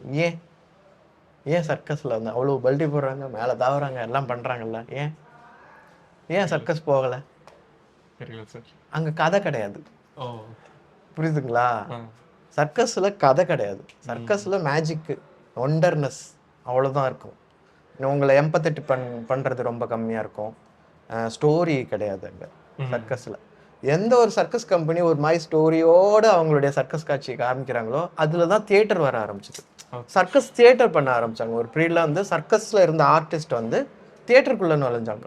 தியேட்டருக்குள்ளே நுழைஞ்சு ஒரு மாதிரி பாடி ஓரியன்ட், மூமெண்ட் ஓரியன்ட் இதெல்லாம் பண்ண ஆரம்பித்தாங்க. ஸோ அதுவுமே அவங்கள வந்து அந்நியப்படுத்தும். பார்க்குறவங்களுக்கு அதை என்னால் செய்ய முடியாது. நான் பாரில் இப்படி ஒருத்தன் போவான் அப்படின்னு பார்க்க முடியும், ஆனால் அதை என்னால் செய்ய முடியாது. ஆனால் சினிமாவை பொறுத்த வரைக்கும் ஒருத்தர் நடிப்பார், ஆனால் என்ன அதை செய்ய முடியும் அப்படிங்கிற ஒரு இது உண்டு பண்ணுறது ஆடியன்ஸ் மத்தியில். ஏன்னா அது வந்து எமோஷன் சம்மந்தப்பட்டது. வீட்டில் எல்லா இடத்துலையும் இருக்குது எமோஷன். அப்பா திடீர்னு கோபமாக வருவார், திடீர்னு பாசமாக வருவார். அம்மா திடீர்னு அப்பாவே திடீர்னு தோசையை கறிகாக சுற்றுவாங்க, சில சமயம் நல்லா பண்ணி கொடுப்பாங்க. ஸோ வீட்டில் வந்து ஒரு கோபம், பாசம், அன்பு, எல்லா கலவையான எமோஷன்ஸும் போயிட்டு இருக்கிறது வந்து எல்லா குடும்பத்துக்குள்ளே தான் போகிறோம். ஸோ இப்போ ஒரு படம் பார்க்குறவங்க வந்து ஒரு கதை ஓடும்போது அவங்களோட கனெக்ட் பண்ணிக்குவாங்க. சர்க்கஸில் வந்து கனெக்ட் பண்ணிக்கிறது கஷ்டமாக இருக்கும் மற்ற என்டர்டெயின்மெண்ட்லேருந்து, எஸ்பெஷலி சர்க்கஸில். எஸ்பெஷலி சினிமா வந்து டெவலப் ஆகிட்டே இருக்குது. கிட்டத்தட்ட 1910 அந்த மாதிரி டயத்தில் சினிமா இந்தியாவுக்குள்ளே நுழைஞ்சிச்சு. ஆலாமரா அப்படின்னு ஒரு மூவியோட இன்னமும் டெவலப் ஆகிட்டு இருக்கு. சினிமா சுற்றி இருக்கிற எல்லாமே டெவலப் ஆகிட்டு இருக்கு. இந்த லைட்ஸ் டெவலப் ஆகிருக்குது, கேமரா டெவலப் ஆகிருக்குது. நீங்கள் பார்த்தீங்கன்னா கேமரா வந்து அப்டேஷன்ஸ் கூட்டிகிட்டே போகுது. ஆனால் எவ்வளோ அப்டேட்டட் கேமரா இருந்தாலும் பிசி சார் சொல்லியிருக்காரு, அந்த ஃப்ரேமுக்குள்ளே நீங்கள் என்ன சொல்ல போகிறீங்கிறது தான் முக்கியம், தவிர ஃப்ரேம் எப்படிங்கிறது ரொம்ப பெரிய, நீங்கள் சாதாரண கேமரா வச்சாலும் அதுதான் முக்கியங்கிறது. ஸோ அதனால தான் அந்த கதை சொல்லல்ங்கிறது ரொம்ப, கதை சொல்லல் கதை கேட்டல் அப்படிங்கிறது ரொம்ப பெரிய விஷயம். இது அழியவே அழியாது. கதை சொல்லிகளும் இருந்து கொண்டிருப்பார்கள், கதை கேட்பவர்களும் இருந்து கொண்டிருப்பார்கள், கதைகளும் இருந்து கொண்டே இருக்கும். அது கதை என்னைக்கு வந்து குறைஞ்சு போகுதோ, கதை சொல்கிறவங்க எப்போ குறைஞ்சி போவாங்களோ அப்போ வந்து உலகம் வந்து எங்கேயோ போய் உழுக போகுதுன்னு அர்த்தம். ஸோ அதுதான் சினிமாவுடைய பெரிய வீச். அதில் கமர்ஷியல் சினிமா இருக்குது, பேரலல் சினிமா இருக்குது, ஆர்ட் மூவிஸ் இருக்குது, டாக்கு ஃபிலிம்ஸ் இருக்குது, அதில் வெரைட்டிஸ் இருக்குது. ஆனால் எல்லாத்துக்குள்ளேயும் ஒரு கதை ஒன்று ஓடிட்டே இருக்கும். அது வந்து ஆடியன்ஸை எம்பத்தைஸ் பண்ணும். ரொம்ப அதாவது கனெக்டிவாக இருக்கும். ரொம்ப பக்கத்தில் நம்ம ஹீரோ அழுதா அழுவோம், ஹீரோ யாரையாவது அடித்தா நம்மளும் அடிக்கணுங்கிற தோணும். ஸோ அந்த அளவுக்கு ரொம்ப கனெக்ட் ஆனது. அது ஒரு டபுள் எட்ஜ்டு கத்தி மாதிரி. நம்ம சமையலுக்கும் யூஸ் பண்ணலாம், யாரையாவது அதுக்கும் யூஸ் பண்ணலாம். அதுவும் அதை கொஞ்சம் ஜாக்கிரதையாக நம்ம பார்த்துக்கணும். சினிமா வந்து நம்ம எப்படி கன்சிடர் பண்ணுறோம் அப்படிங்கிறது வந்து இன்னும் இப்போல்லாம் ரொம்ப கூடி இருக்குது. ஏன்னா நிறைய படங்கள் பார்க்கறதுனால சினிமாவாக பார்க்குறவங்க வந்து ஜாஸ்தி ஆகிட்டு இருக்கிறாங்க. நீங்க எந்த மாதிரி படங்கள் சார்? நீங்க ஹாலிவுட் மூவிஸ்லாம் நிறைய பாப்பீங்க. நான் மதுரையில் சினிமா தியேட்டர்லேயே கிடந்தேன். சாப்பாடெல்லாம் அங்கே தான். சில சமயம்லாம் ஸ்கூலுக்கு கட்ட வச்சுட்டு நேராக மத்தியானம் சாப்பாடு அங்கே போய் உட்காந்துருது. அது சாப்பிட்டுட்டு மேட்னி பார்த்துட்டு வீட்டுக்கு வந்துடுவேன். வீட்டுக்கு வந்துட்டு பொய்யா சொல்லுவேன், அங்கே போனேன் இங்கே போனேன். ஒரு கோயிலுக்குள்ளே புகுந்து பட்டைக்கிட்டெல்லாம் போட்டுட்டு வீட்டுக்குள்ளே வந்துடுவேன். எங்கடான்னா கோயிலுக்கு போயிட்டு வந்தேன் அப்படின்ட்டுருவேன். இந்த மாதிரி நிறைய படங்கள் பார்த்துருக்குறேன். ஹாலிவுட் மூவிஸ்னாலும் யாருமே நம்ப மாட்டாங்க. சென்னையில் சில ஃப்ரெண்ட்ஸ் எல்லாம் வந்து மதுரையில் இருந்துட்டு எப்படி பார்த்தேன். நான் பென்ஹர் 4 தடவை பார்த்துருக்கேன், பிக் ஸ்க்ரீன். அந்த குதிரை ரேஸ் அந்த இதுக்காக ஃபைட்டுக்காக. அப்புறம் 10 கமெண்ட்மெண்ட்ஸு, அது பெருசு ஃபுல் 70mm பார்த்துருக்குறேன். ஏன்னா மதுரையில் Mappillai Vinayagar, Manikka Vinayagar 2 theatre only Hollywood movies தான். No Tamil, no other language, only Hollywood movies. ஒரு பக்கம் ஜாக்கி சான், அப்புறம் வந்து பிளட் ஸ்போர்ட் நம்ம ஜான் கிளவுட் வேண்டமி, அப்புறம் வந்து நம்ம இவர் ராம்போ, சில்வஸ்டர் ஸ்டாலன், ப்ரூஸ்லி படம். அதாவது அவங்க ரிப்பீட்டாக வருஷத்துக்கு போட்டுகிட்டே இருப்பாங்க. என்டர் தி டிராகனும் ரிட்டர்ன் ஆஃப் தி டிராகனும் வருஷத்தில் ஒரு தடவையோ இல்லை 2 தடவையோ ஏதாவது ஒரு தேட்டரில் ஓடிட்டே இருக்கும். கூட்டம் வந்துகிட்டே இருக்கும், எல்லோரும் பார்ப்பாங்க.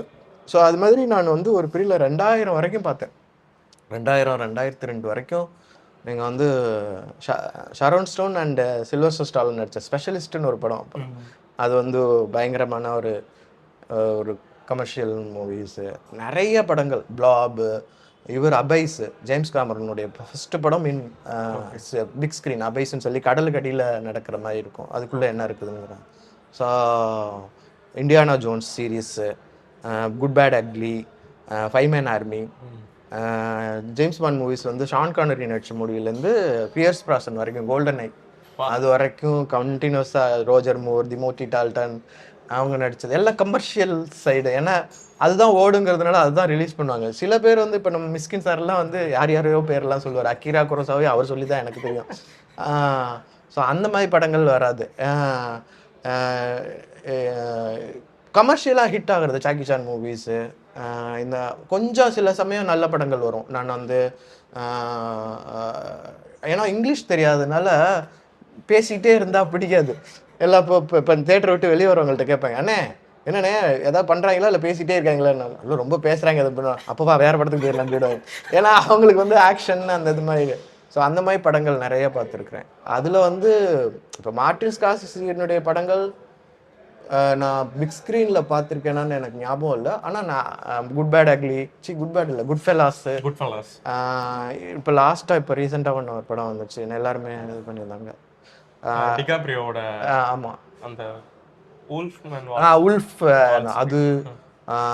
அப்புறம் என்னமோ நிலாவை தின்றுச்சுங்கிற மாதிரி ஏதோ.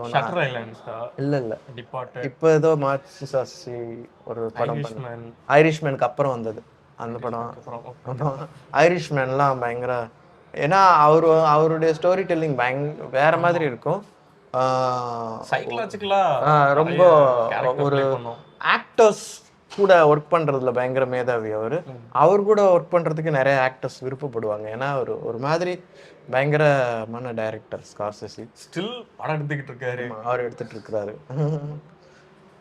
நீங்க அந்த ஹாலிவுட்லாம் போகணும்னு உங்களுக்கு? எனக்கு ரொம்ப ஆசை. நான் வந்து ட்ரை பண்ணிட்டு இருக்கிறேன். நான் என்னுடைய work plus related theatre cinema ரிலேட்டடாக வந்து யாருக்காவது ஏஜென்சிக்கு அனுப்பிச்சு ஏதாவது ஆடிஷன் பண்ணி ஒரு பெரிய வெப் சீரிஸ் ஹாலிவுட் ஆக்டரும் ஒரு இங்கிலீஷ் எல்லாம் கற்றுக்கலான்னு இருக்கிறேன். பார்க்கலாம், நடக்கும். தமிழில் எந்த அளவுக்கு படம் பார்ப்பீங்க சார்? தமிழில் வந்து நான் நிறைய படம் திரும்ப பார்க்கக்கூடிய படங்கள். மைக்கேல் மதன காமராஜன், கமல்ஹாசன் சாருடைய எல்லா காமெடி ரிலேட்டட் ஜானர்ஸு. மிஸ்ஸியமான ஒரு படம் நான் ஃபஸ்ட்டு பார்த்தேன்ல, அந்த படம் திரும்ப பார்ப்பேன். எல்வி பிரசாத் தான் டைரக்டர். நீங்கள் எல்வி பிரசாத் பற்றி உங்களுக்கு எல்வி பிரசாத் இன்ஸ்டியூட் மட்டும்தானே தெரியும், அவரோட டைரக்டர் அண்ட் ப்ரொடியூசர். ஸோ அந்த படங்கள். அப்புறம் நான் எல்லா படங்களும் பார்ப்பேன். எஸ்பெஷலி கமர்ஷியல் மூவிஸ் நிறைய பார்ப்பேன். கொரியன் மூவிஸ் பார்த்துருக்கேன், கிங்கி டுக்கோட மூவிஸ் பார்த்துருக்கேன். அப்புறமா அகிரா குரோசாவாவுடைய 7 சாமுராய் நிறைய படங்கள், ரோஷமான், ரே, அதெல்லாம் பார்த்துருக்குறேன். எல்லாமே கலந்து. ஏன்னா ஒரு பீரியடில் பாண்டிச்சேரியில் இருந்தேன்னா அங்கே வந்து இந்த சிடிஸ் நிறைய கிடைக்கும், சிடியெல்லாம் நிறைய கிடைக்கும். அதில் பழைய படங்களுடைய சிடிஸ் எல்லாம் நிறைய கிடைக்கும். ஸோ அதெல்லாம் போய் பார்த்து வாங்கி போட்டு பார்க்குறது. நான் ஒரு சினிமா பிராந்தன்னா பைத்தியம். அது சினிமா பைத்தியம் மதுரையில் ரொம்ப ஜாஸ்தி. அதில் போட்டி போட்டோம்னா நான் ஒரு 2வது இல்லை 3வது இடத்துக்குள்ளே இருப்பேன். அது சினிமாவும் பார்க்கணும், சினிமாவிலேயே நடிக்கணும்னு ஓடுறவங்க இருக்காங்கல்ல, அவங்கெல்லாம் ஃபஸ்ட்டில் ஓடுவாங்க. நான் பின்னாடி தான் ஓடுவேன், சினிமா மட்டும் பார்த்தா போதும். ஆனால் பின்னாடியே ஓடினதில் அவங்க எங்கே ஓடினாங்களோ அதுக்குள்ளேயும் பூந்துட்டேன். ஐயோ அடப்பாவீங்களா அப்படிங்கிற, நம்மளும் நடிக்க ஆரம்பிச்சிட்டோமா அப்படி ஒரு ஃபீல். எனக்கே ஒரு நாள் வந்துட்டு நம்ம இன்னைக்கு படம் பார்த்துக்கிட்டு இருந்தோம், இன்னைக்கு நம்ம நடிக்கிறோம் அப்படி யோசிச்சிருக்கேன். என்னைக்காவது ஒரு நாள்ல, இன்னைக்கும் நான் நடிக்கிறது அதிசயமா தான் இருக்கும். ஏன்னா நான் நடிக்கணும்னு ஆசைப்பட்டதே கிடையாது. என் ஃப்ரெண்ட்ஸ் எல்லாம் கூட டிப்ளமோ மேட்ஸ் எல்லாம் கேட்பாங்க, எப்படா சொன்னா அப்படின்னாங்க, தெரிலடா. ஆனால் நீ ஏதாவது பண்ணுவடா, ஏதாவது ஒன்று பிடிச்சா அப்படியே பிடிச்சிட்டு போயிட்டே இருப்பேன். ஏன்னா சில பேர்லாம் பயங்கர அவங்களுக்கு தெரியும். போயிட்டே இருப்போம். 9:30 இறங்கணும். அடுத்த ஸ்டாப் வந்து நடராஜ் தியேட்டரு. ஜென்டில்மேன் ரிலீஸ் ஆயிருந்துச்சு, நான் இறங்கலை. என் கூட வந்த ஃப்ரெண்ட்ஸ் வந்து ஏன்னாச்சோ இறங்குடா, ஸ்டாப் வந்துருச்சா இல்லை அப்படின்னா, என்னடாண்ணா இல்லை நான் வேலை ஆடா பாவி கிளம்பிட்டாண்டா அப்படியே நேராக போய் கவுண்டர் கீழே உட்காந்து காலையில் மத்தியானம் எடுத்துகிட்டு வந்த சாப்பாடு பிரித்து திரும்பவும் சாப்பிட்டுட்டு 11 மணிக்கு அப்புறம் ஆஃப்டர்நூன் வந்து காலேஜுக்குள்ளே பார்க்கறதுக்கு டிக்கெட் காசுலாம் சார் அப்படி இப்படி தேத்திடுவேன் நான். அப்போல்லாம் ரொம்ப கம்மி தானே, ஆனாலும் அது அந்த டயத்தில் அது ஜாஸ்தி தான். அப்படி இப்படி கொஞ்சம் கொஞ்சமாக சேர்த்து வச்சு அதெல்லாம் பண்ணி சினிமா ஆசையோட நிறைய பேர் இருக்காங்க சார். அவங்களுக்கு நீங்க ஏதாவது சொல்லணும்னு விருப்பப்பட்டிருக்கீங்களா? நான் என்ன சொல்றது, எல்லாரும் கேட்பாங்க நான் என்ன பண்ணணும்லாம் கேட்பாங்க. சினிமாவில் வரணும்னா என்ன பண்ணணும் அப்படின்னா, போய் நல்லா சமையல் கற்றுக்க அப்படின்னு சொல்கிறேன் நான். ஆமாம், என்னடாவேன், ஆமாம் சமையல் கற்றுக்கோ, வீட்டு வேலை செய், பாத்ரூம் க்ளீன் பண்ணும், ஒட்டையடி, மிக்சி ரிப்பேர் ஆனால் நீயே போய் ரிப்பேர் செய்ய, அம்மாவுக்கு நிறையா ஹெல்ப் பண்ணு, கிச்சனில் நிறையா வேலை பாரு, வீட்டு வேலைகள் நிறையா செய். ஒரு ஃபேமிலி மேனில் அப்பா என்னென்ன பண்ணுறாரோ அதில் உன்னால் வேலைக்குன்னு போகாமல் என்னென்ன செய்ய முடியும் அதெல்லாம் ட்ரை பண்ணுறது, அதெல்லாம் பண்ணினா உனக்கு வரும் அப்படிம்பாங்க. சார் நீங்கள் ஏதாவது பெருசாக சொல்லுவீங்கன்னா என்னதுன்னு, ஏய் பெருசாக செய்கிறது ரொம்ப கஷ்டம்டா, வீட்டில் தானே இருக்கிற, அது ரொம்ப ஈஸி தானே அப்படின்னா. அது கரெக்டு தான். ஏன் எப்படி சொல்கிறீங்கன்னா, நீங்கள் ஒரு ஐடி ஆஃபீஸ்க்குள்ளே போனீங்கன்னா ஒரே 2 எமோஷன் தான் இருக்கும். பாஸு, அவங்களுக்கு கீழே வேலை பார்க்குற நம்ம, ஒரு ஒரு கம்பெனி கூட ஒர்க் பண்ணுற ஃப்ரெண்ட்ஸ் இல்லை கொலீக்ஸு, இவ்வளோ எமோஷன்ஸ் வந்து ரொம்ப கம்மி தான். எனக்கு வேலை ரீதியாக நீங்கள் நிறைய உங்களுடைய அறிவை தான் ரொம்ப யூஸ் பண்ணுவீங்க, மனசை ரொம்ப கம்மியாக தான் யூஸ் பண்ணுவீங்க. ஆனால் மனசையும் யூஸ் பண்ணணும். ஆனால் மனசு அதிகமாக வேலை பார்க்கும், அறிவு ரொம்ப கம்மியாக வேலை பார்க்குறது வந்து வீட்டுக்குள்ளே தான். சினிமாவில் வந்து அறிவு ரொம்ப வேலை பார்க்கக்கூடாது. நீ ரொம்ப தத்தி தான் சினிமா நல்லா நடிக்க முடியும். ஏன்னா தத்தின்னு சொல்கிறது வந்து இழிவாக சொல்லலை, ஓகே, ரொம்ப யோசிக்கிறவங்க நடிக்கவே முடியாது. இந்த கேரக்டர் எப்படி பண்ணலான்னு யோசிச்சுட்டே இருந்தாலும் யோசிச்சுட்டு தான் பண்ணுவீங்க, நடிக்க முடியாது. அதனால் தியேட்டர்லேயே இருக்குது ட்ரைனிங்லேயே, டோன்ட் திங்க் ஆக்ட், அதுதான் வந்து தியேட்டர் ட்ரைனிங். ஸோ ரொம்ப யோசிக்கிறவங்க, பகுத்தறிவாளிகள், நிறைய புஸ்தகங்கள் படிக்க அப்படி நான் எனக்கு இதை பற்றிலாம் தெரியுங்கிறவங்க வந்து நடிக்கிறது ரொம்ப கஷ்டமாயிடும். இல்லை நான் காலையில் 4 மணிக்கு எழுந்திரிச்சுவேன், எங்கள் அம்மாவுக்கு முன்னாடி எழுந்திரிச்சு பாத்திரம்லாம் விளக்கி சமைச்சு எல்லாம் பண்ணிவிட்டு நான் ஆஃபீஸ் போவேன்னா கண்டிப்பாக நீ ஆக்டிங் வரலாம்.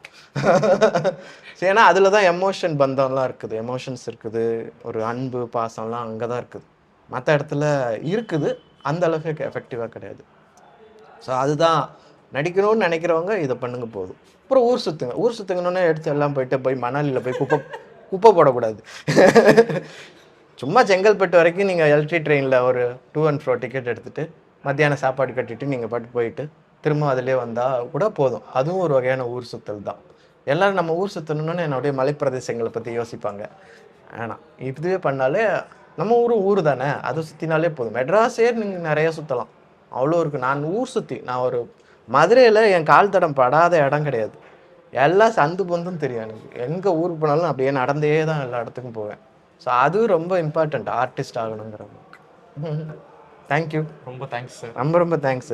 தமிழ்நாடு நவுலேருந்து வந்து என்னை இன்டர்வியூ எடுத்ததுக்கு ரொம்ப நன்றி. தமிழ்நாடு நவ் சேனலை வந்து நீங்கள் எல்லாரும் பார்க்கணும், சப்ஸ்கிரைப் பண்ணணும், கமெண்ட் பண்ணணும், கண்டிப்பாக மறக்காமல் அந்த பெல் பட்டனையும் தட்டிடணும். தேங்க்யூ. குறைந்த விலை நிறைந்த தரம், தங்கள் தேவைகள் அனைத்தும் ஒரே இடத்தில். ஜெயச்சந்திரன்.